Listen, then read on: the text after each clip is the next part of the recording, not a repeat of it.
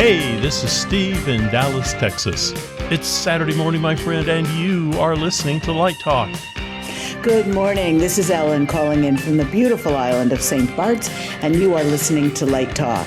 And today we are talking about My Dogs Are Killing Me, Making Promises You Can't Keep, Career Changes, and LED replacement lamps. And hey, this is Stan coming to you from Light Talk Central in beautiful, sweltering downtown Gainesville, Florida. And if you don't already know, you are listening to Light Talk, and we are the Lumen Brothers and sister.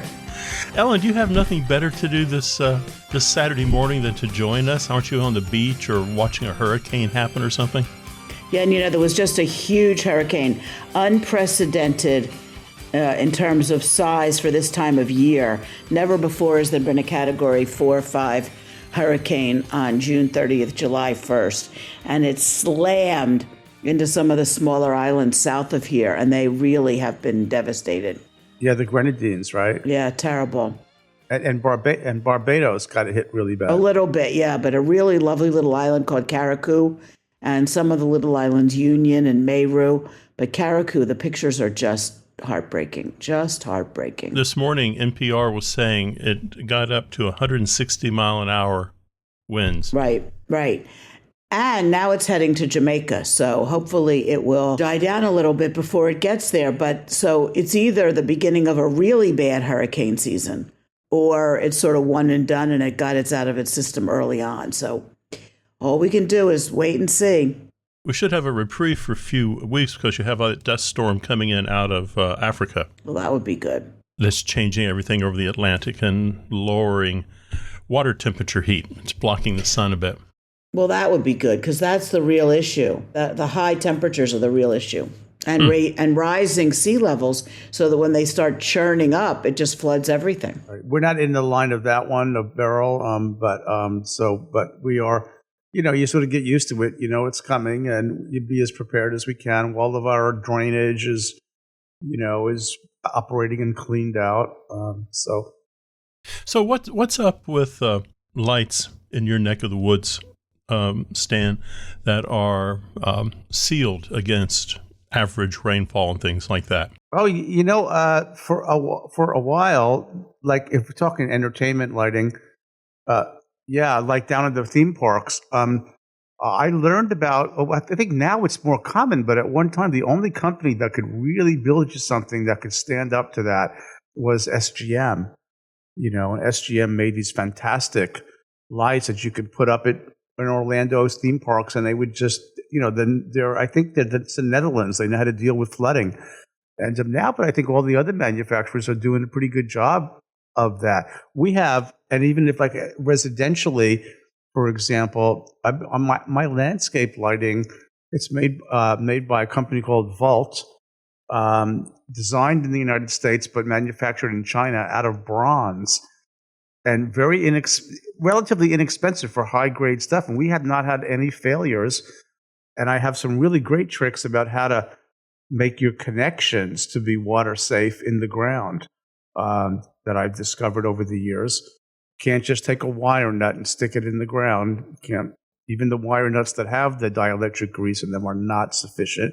I've got some tricks on that, but we are, we do okay. Oh, okay. I know Disney also has some lights that they're on poles and they retract into boxes. Yes, they do. I think that's probably on the parades. On the parade routes, they have all kinds of magic stuff, retractable things. But that's probably before we got these really great egress protected fixtures. Well, I think part of it for them is also visual. They don't want them there all day on Main Street. Exactly. Correct. That's right. That's exactly right. Nothing's going to be safe against 160 mile an hour winds. Not even your solar panels. Well, the 160 mile an hour wind are generally not sustained. So where you're going to see sustained wind now, islands in the Caribbean, that's a risk. There ain't nothing to stop it. Right. It's just right. That's why you have surf on the north shore of Oahu, because you have a wind that originates in Alaska that sweeps across the Pacific Ocean with no resistance. Where I live, we have a lot of trees. strong trees, oak trees, on both sides of the coast. So by the time anything hits where I live, we're not going to see a sustained wind of 160 miles an hour, or else we are living on another planet. And that could happen, but it's the coastlines that really have to worry. And certainly island nations that have to worry about that. But sustained is very different than momentary. Right. Right. You know what's really interesting? It's like these storms come so fast. I mean, now with all the weather apps and everything, you know what's coming. Can you imagine living here before they had radio, television, and just, it's hard to imagine. Yeah, it's hard to imagine. And I'll say this, the bigger worry is not the wind right now, I would say, in areas that are vulnerable. Even in my town, what we worry about is the thing stopping and stalling and sitting over you for days and days and days. Right. We had one, I can't remember the name, where basically that storm picked up half of the Caribbean Sea and carried it over Cuba. Right. If you remember that. And Cuba was devastated. Cuba took the hit for us. Florida still got devastated pretty badly. But or Texas, when you get one of those things that comes off the Gulf and sits over Louisiana or Texas and sits there for days and days and days, Houston is not designed for that. Yeah. There was one in here, Luis, in 95 that sat over this island for 36 hours. There wasn't a leaf on a tree when they were done. Well, it looks like I have the first question, and this is from David in Iowa. And David writes, I have an odd question. My feet are killing me after a long day of focus. What do you guys wear? I've tried everything. I also work in a lot of arenas on concrete all day. All right. I don't know. Yeah, I think you came to the right place. Surely one of us is going to know. I think so. We know a lot about this. You know, you've been wearing shoes for a while there, David. Have you ever actually had your foot measured? Now, I know you're going to say, oh, yeah, they put that device on my foot. I think the thing you got to watch out for is that a tennis shoe, a dress shoe, and a boot, you're generally going to take 3 different sizes. So we all are used to wearing tennis shoes all the time, and we think, well, that's just the size we wear. But that's not necessarily the truth. If you really are suffering this much, I think I'd go to the doctor. That's the first thing I would do, and get a foot exam and get your foot measured and find out what you need. The other wacky thing is getting back to that tennis shoe versus boot thing or whatever. You may not be wearing the right shoe for what you're asking your feet to do all day long. And also, which is kind of weird, you might be wearing the wrong socks. Socks have a lot to do with your comfort on the ice all day long. So, once I switched over to decent boots and decent socks, and I had the support that I needed to be on my feet all day long, and I also look for every opportunity to sit down if nothing's going on. But it's the shoe. You got to get the right tool for what you're doing. And if you don't have the right tool, you're going to pay the price after a couple of hours. And squish is not always better. What about, Ellen, you're on your feet all day at LDI. What about you? What's your suggestion about this? Especially last year, because they don't have carpet in the expo hall anymore, and it's harder and harder to walk around there. I got 2 pairs of incredibly comfortable Skechers sneakers, and sort of alternated them back and forth. I find not wearing the same shoe 2 or 3 days in a row helps a lot. And these have enormous padding and were very, very comfortable. And I will only wear cotton socks. Any other kind of socks are just not comfortable. Oh, I'm a wool sock guy. I use Darn Tuff. Wool socks, man, I'm telling you, they're great. They're great. Just got to get the right ones. Also, they're smart wool, but Darn Tuff is guaranteed for life. You can take that sock to the grave with you.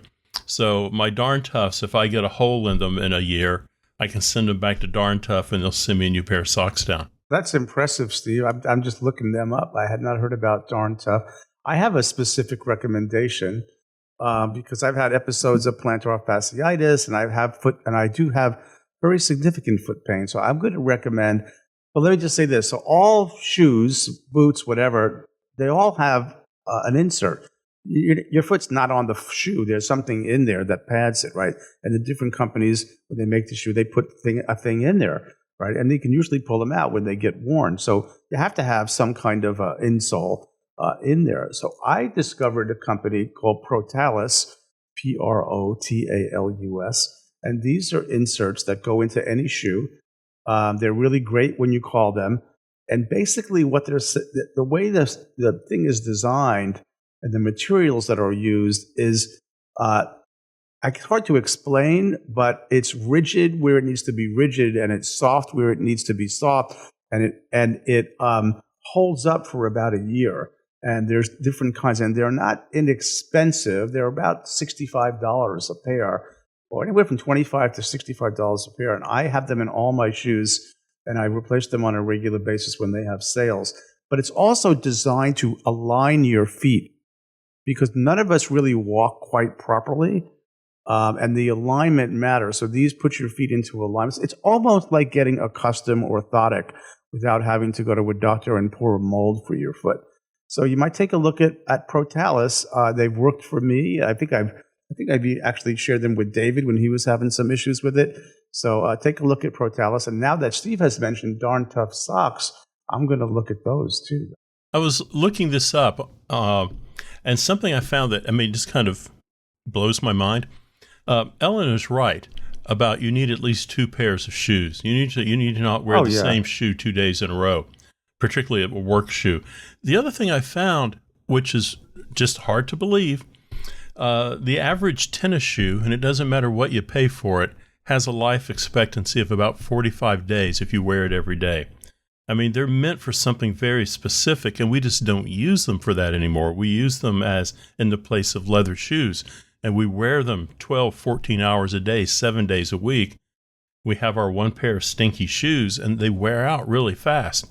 The problem is they don't look like they've worn out, but it's the support that has worn out. The outside fabric looks great, everything looks good, but they're not supporting your feet. So you could be wearing worn out shoes and just not aware of it. Right. And there are also some simple solutions, like right at the drugstore, like the Dr. Scholl's products. They have like heel supports and gel inserts and stuff like that you can get, like if you're at a trade show and all of a sudden you need some sort of quick relief and don't have time to get Stan's kind of product. There are things that do help. Yeah, good for temporary. But I moved on from those things to the Protalus because it's just such a superior product. Absolutely. But if you're stuck, the drugstore solution can help. Right. Well, it looks like Ellen has our next question. I do, and it's from Alice in Anaheim, who writes that she is looking into replacing house chandelier 300-watt par 56 lamps with LED. Her concerns are flicker and quick drop-off when dimming. What are your thoughts? Does she like flicker and quick drop-off? No. I got the perfect solution, and it's gonna be specific. So there is a wonderful company. Write this down, Light Talk listeners. This is almost a commercial for Canto, Canto USA. Canto specializes in house light, high output, retrofit devices for all kinds of theatrical venues. You can do par lamps, you can do LED, they're just fantastic. They will take a look at the fixture you have, the socket you have, and if they don't have an off-the-shelf solution, they will make it for you. We've worked with them on some projects, and I highly recommend going over to Canto USA. They've got the niche. They'll have exactly what you want. We are doing a project at the University of Wyoming, and part of that project was they wanted us to design a house light retrofit to LED. The building is probably 40 years old. So you've got, large par lamps, screw-based pars, whatnot, and you have stuff in the ceiling, and where to take out the housing would just be very difficult. So we got information on the original housing, sent it to Canto. They did a retrofit ring. It'll fit right in. It has a heat sink, dimmable, right? No flicker, designed for what we need. So I highly recommend the Canto folks. They're up here in Marietta, Georgia. and they'll get you the prices. Well, I have a question though about the dimming. Stan, when you're building a new performing arts venue and it's going to have all LED lighting, are you still putting in dimmer banks? No, we don't. We have not put in dimmers. I can't remember. We use two products primarily for, we would call it power distribution now. So we use one of the common products we use is a circuit breaker type panel that just sends straight power to the fixture. And you turn, and when the panel sees that DMX is on, it flips the breakers to the on position and the LED fixtures are powered up. And then you just use your data to tell it its right intensity. Now the breaker panels are cheaper, but some people complain the breakers can sort of crap out, and that's true. Some people actually use traditional dimming racks like an SR48, like an ETC dimming rack, but we don't put dimmers in the modules. We just put power modules in. And you could argue that the dimmer rack is maybe built a little bit more robustly than a breaker panel. Yeah, but we have not specified a tungsten load on a project. We just don't anymore. Not happening. Stan has our next question. Oh, yeah. So Heidi in New York City asks, what can I do when a very talented member of our team has overpromised and underdelivered on a project? Now it's affecting everyone. They knew what the situation would be in advance. And firing them is not the answer? Well, Ellen, when I got this question, I kind of came to that same conclusion that you did. Well, they should just be gone. But if they're in the middle of the project, they're under contract, let's say, it would be difficult to break the contract. Right. And let's say or tenure, for example, and let's say that the work on the stuff that they can deliver is good and acceptable, but it's the other stuff, and it's falling onto other people to pick up the slack. Because they simply don't know how to do it? Let's take the best of intentions, or just use Steve's great line of there's no villains here. Let's say they were just really enthusiastic and were excited to be doing it, and where maybe haven't really been at this venue in the trenches for a while. And so they thought, it'll just somehow, that'll get taken care of. I won't worry about it. And now, of course, the proverbial poop is hitting the fan. So how should people, I guess the question is, how should the team respond? Do they just suck it up? I suppose if that person is a really valuable asset and is bringing something very specific to the table, you reinforce them with someone who can get done the other stuff, right? Yeah, and I think that's probably good advice.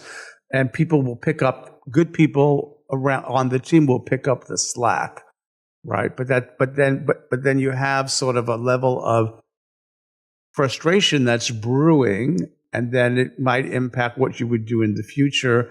There could be a situation where this person can't be not hired the next time because they're embedded in the institution or the venue for at least a certain period of time. I think this happens more often than we think it does in a lot of industries. For example, I'll use myself. I am very careful when I'm selling myself to someone who is doing rock and roll that I am not an A-list programmer. I've got great ideas. I can use a programmer and I can produce a good quality of work, but I'm very careful to let people know there is an added expense in bringing me on board, that there is going to be a programmer with me when I'm coming in. And I think sometimes producers, directors, clients, and we who are providing service think everything will work itself out all right. We think, it'll work, it'll be fine, we'll make an exception. And that's where we get into trouble. And it comes down sometimes to unrealistic goals as far as time in the space. It comes down to maybe I'm wanting to save money. Or, let's do it a different way. It's like me going out and, I've done some architectural work, but I'm not about to be able to go out and redesign the whole lighting system and infrastructure for a church. But you sit there and you're talking to your client and you start thinking, I can handle this. Sometimes we have unrealistic goals of ourselves also, and we're not selling what our strengths are. We're just saying it's going to, I don't want to say fake it till you make it, because I think that's too brutal. But I think sometimes we are a little pie in the sky. It's going to be fine. A little bit. I got you, Steve. I think there's a tendency to self-delude, if you will, and not honestly assess. Like, let me use myself as an example. So we do some architectural lighting, big but, we really are a specialty lighting. That's our thing. So should we be lighting, like we're doing at church right now, but we're not doing the meat and potatoes stuff. We're not doing the bathroom. We're not doing the front lobby. We're not doing the classrooms. That's, could we do that? We could delude ourselves into doing it, but the specialty stuff, the theatrical stuff, the weird stuff, the stuff that's very customized, that we're comfortable with. So, there is a tendency, well, that's that, levels of competence, right? It's like, know what you don't know, right? And then know what you do know, and then don't, because you're going to end up, I'll tell you what, this is how should I call this? My control mechanism for not self-deluding myself. And maybe this is the best advice for that person who overpromised and underdelivered. What's more important to me than the one project or the one job is the thing I cannot replace easily, and that's our reputation. So I am not willing to risk our reputation. And so if I'm self-deluding myself, I'm going, well, maybe we could do it. Maybe we know that sort of, we could maybe, and I'm thinking, how are we going to be perceived if we can't do it to the degree that it should be done? Then our reputation takes a hit. And it takes decades to build a reputation, and it takes one job to ruin it. So that's my sort of, what would you call that?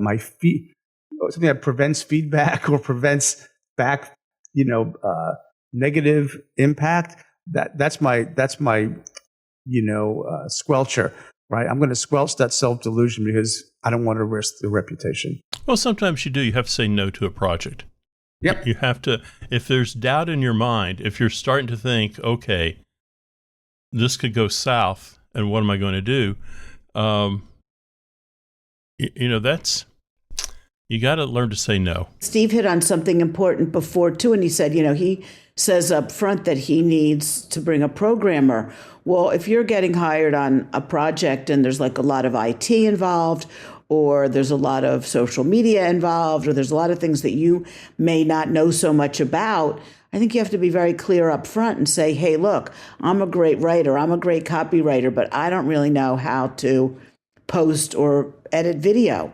And just let people know really what your limitations are. Right. And it could be like, I'm just trying to give the person the benefit of the doubt that enthusiasm which I loved. I'm enthusiastic. David would tell you I'm maybe too optimistic, right? But there's got to be a sweet spot between, your enthusiasm. You might have gotten carried away with it. So yeah, we can do that. That'll be great. Because artists get together and, we'll do this. Yeah, we'll make it happen. We'll make it happen. It'll be awesome. And that's the energy you have at the beginning. And somehow you need to take the years of experience and bring them forward without sounding negative or but just being realistic. And it's a delicate walk, I think. And, because it hurts you in the long run. Well, you're talking about pushing the envelope, and I'm going to take the other side of this. Someone's got to be first, and someone's got to tune the engine a little bit to make it work. And when you're the first doing something like that, whether it's a new console with software on it that is new, you kind of know it's not going to be a smooth ride. And you're right. A company that stands behind their product. That's everything.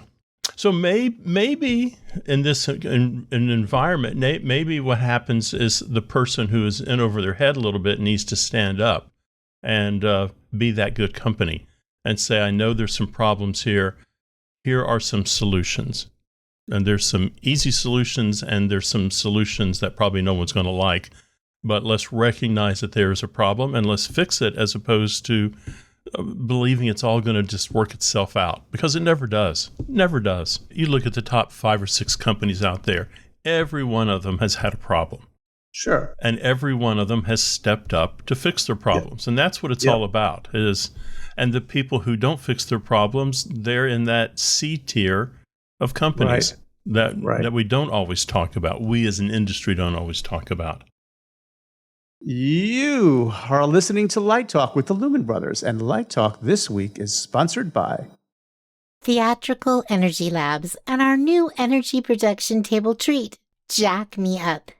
Have you been spending too many hours behind the production table, watching what may be the worst show of your career? Your eyes are shutting down due to the horrible acting and pathetic lighting that you created.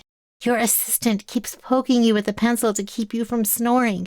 And you have had so many cafe lattes that your body has built up a caffeine immunity.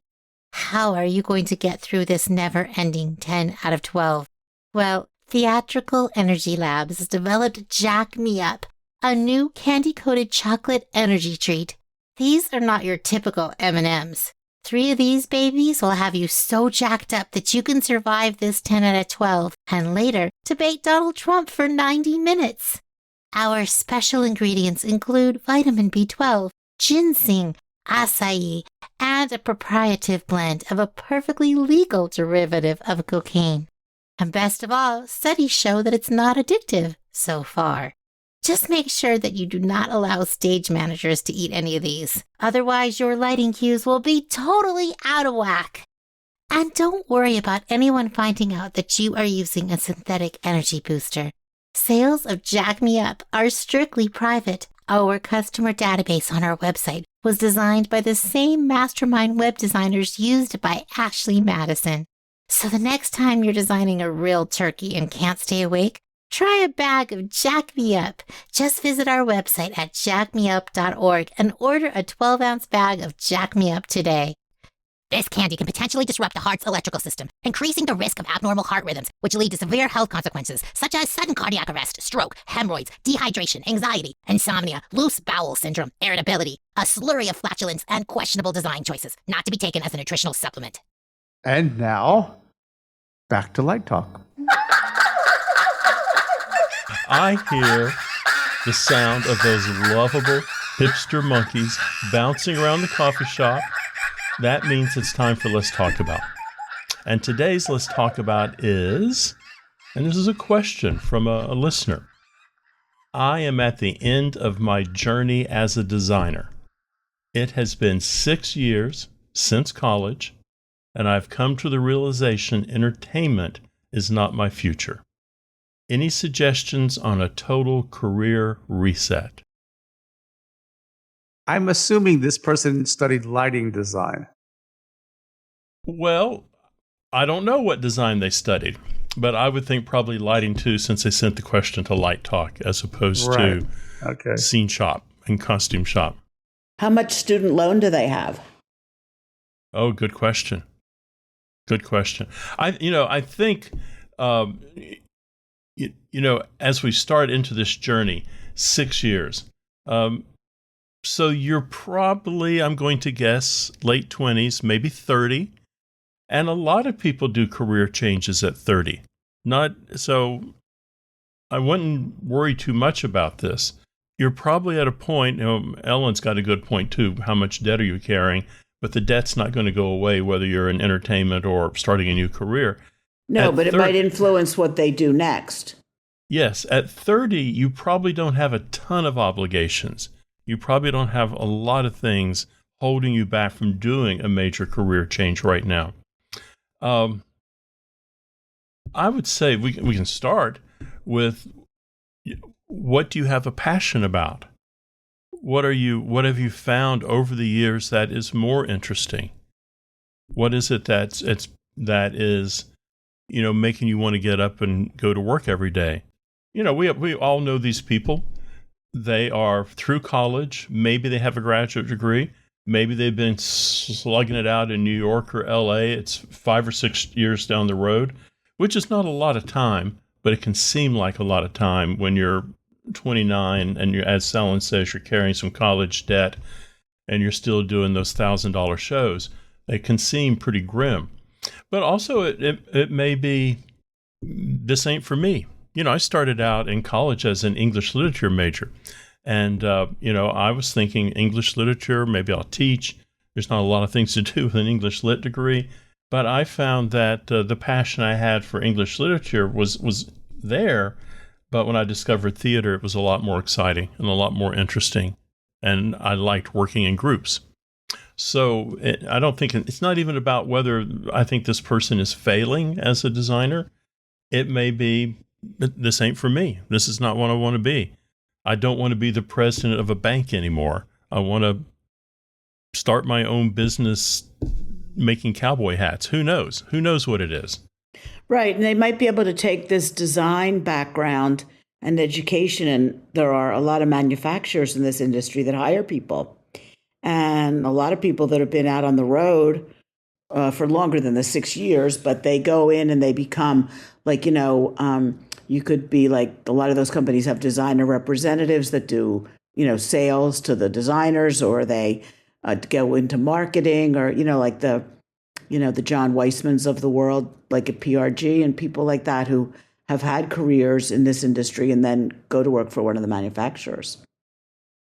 I don't know if the person wants to go back to school or what their propensities are, what their intellectual level is. But if I can just speak for myself, if looking at what the world is today, where the exciting things are happening, for my own areas of interest, I would be interested in neuroscience myself.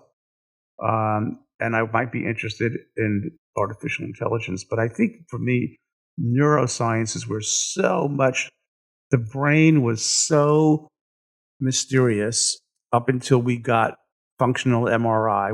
It was the one organ in the body we could not see. And just in the last 5 to 10 years, not only can we see it, we can image it, we can watch it in real time. And I think we are learning so much. I read today that there is now an injectable treatment for Alzheimer's, that Eli Lilly has been approved to reduce amyloid plaques in the brain. So there is so much stuff going on in the world of neuroscience. That's where, if I was in my 30s and I had the same brain I have today, I'd be going there. I think artificial intelligence, like you said, is also another huge field that's developing. And as we've said before, you really can't be afraid of it. You have to embrace it. Well, I think a lot of people, I had 3 uncles who went into the military when they were 21. They came out at 42. Now, clearly they had their 20-year pension when they came out, but all 3 of them then went to college.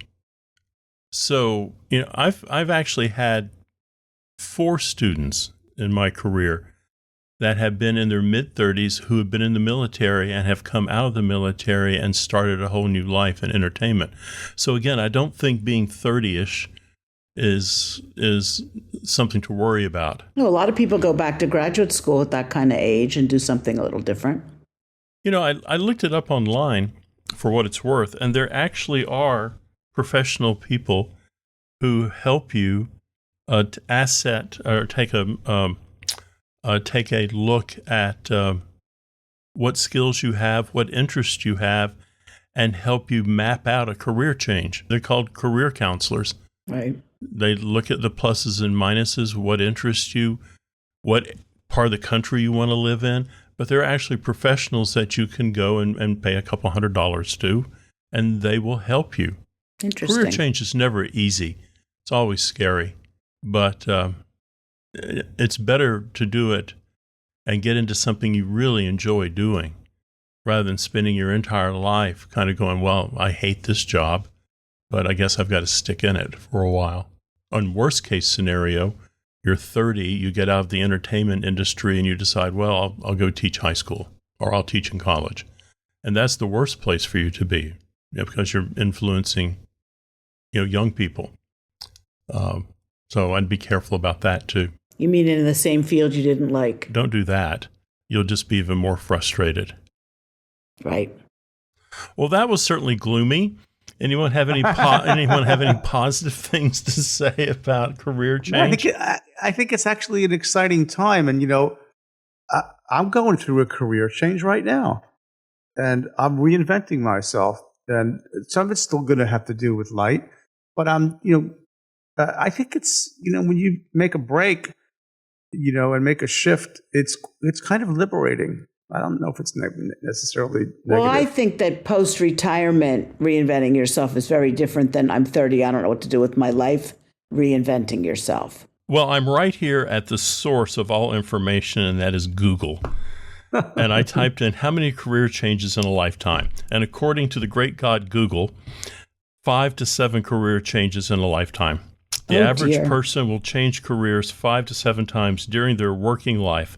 Approximately 30% of the total workforce will now change jobs every 12 to 18 months until they find what they want. Wow. So you're in good company. Everyone is walking around trying to find what's going to make them happy. And when I pull up all these gurus, they're all saying the same thing. There you go. Well, the rockin' sound of the luminoids tell us that once again you've spent another morning wasting your life listening to Light Talk. You can hear our show on just about every podcast site out there. Check out our website on lighttalk.org and be sure to follow us on Facebook and subscribe to our podcast. That way you will not miss a second of Light Talk insanity. No guarantee is offered regarding the accuracy of any statements or opinions made on this podcast. However, if you do decide to litigate, the Snoot Group with the legal team of Sparks, Burnout, and Chase will defend us until our retirement funds are depleted. Light Talk is written and produced by the Lumen Brothers. And sister. Coming to you from Gainesville, St. Bart's, and the Lone Star State. And be sure to join us next week when we talk about more lighting shenanigans and serve you more of our casserole of nonsense. Light Talk, broadcasting questionable lumen knowledge and humor around the world. We'll see you all next Saturday morning. Bye-bye from Light Talk. Bye-bye.